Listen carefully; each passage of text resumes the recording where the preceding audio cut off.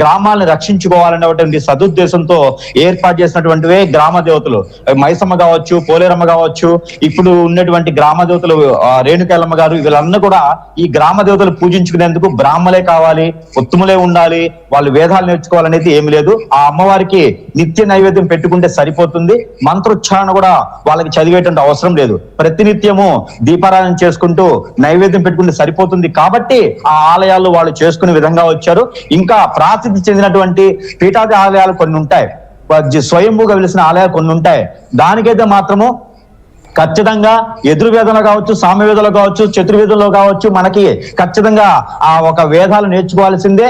ఆ వేదాలు వెళ్ళిన తర్వాత మాత్రమే మంత్రోచ్చారణ చేసేందుకు కొన్ని పద్ధతులు ఉంటాయి, కొన్ని నియమాలు ఉంటాయి. ఆ ప్రకారంగా మాత్రమే చేసుకోవాలి. సూర్యోదయానికి ఏం చేయాలి, సూర్య అస్తమయానికి ఏం చేయాలో వారు అన్నట్టుగా సంయోజనం చేసుకుంటే సరిపోతుంది కదా, సూర్య నమస్కారాలు చేసుకుంటే సరిపోతుంది కదా, సరిపోదండి. దానికి చాలా సిస్టమ్ ఉంటుంది. ఆ సిస్టాన్ని నేర్చుకోవాలంటేనే వేద పాఠశాలలు ఉన్నాయి, అక్కడ నేర్చుకుంటే మాత్రమే అవుతుంది. కాబట్టి ఎవరైనా ఉంటే మతంతో సంబంధం లేకుండా రండి, అక్కడ నేర్పేదానికి సిస్టమ్ ఉంది, నేనున్నాను, రండి, నేర్పించేసి మీకు అచ్చులుగా చేసుకోవచ్చు, మీ ఆలయాలు నిర్మాణం చేసుకోవచ్చు.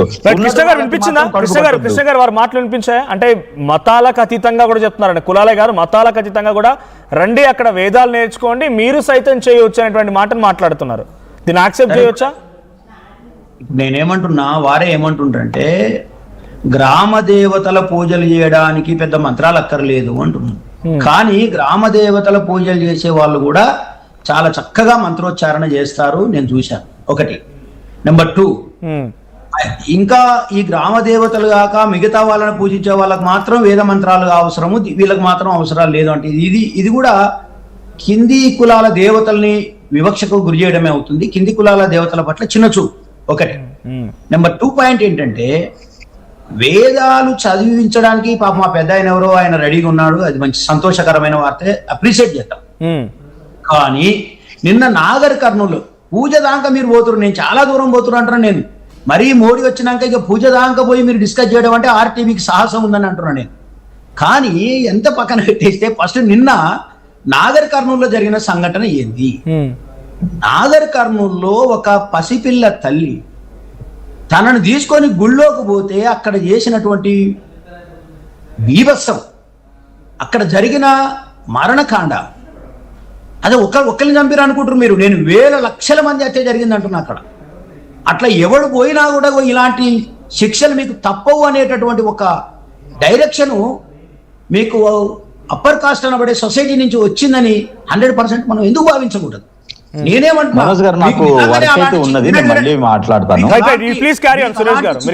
ఉంటే ఈ సమాజంలో ఏ వర్గాలైతే పూజ చేయాలనుకుంటారో, ఏ వర్గాలైతే పూజారులుగా నియమించబడాలనేటటువంటి ఆలోచన నిజంగానే మన వర్గాలకు ఉంటే మన అందరం ఒక పని చేద్దాం.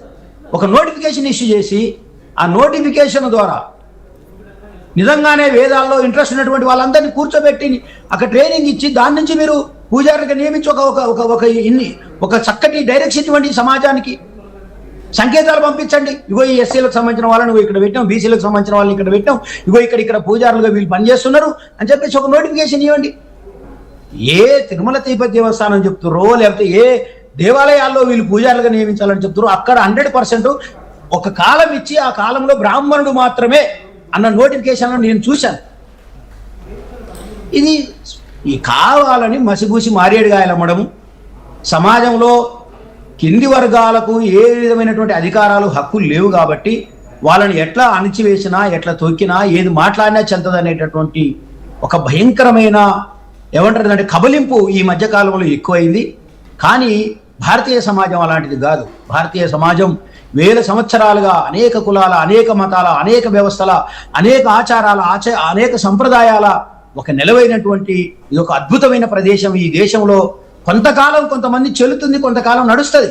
కానీ ఎల్లకాలం ఇదే నడుస్తుంది అనుకోవడం మాత్రం అది ఒక దురాశ మాత్రమే.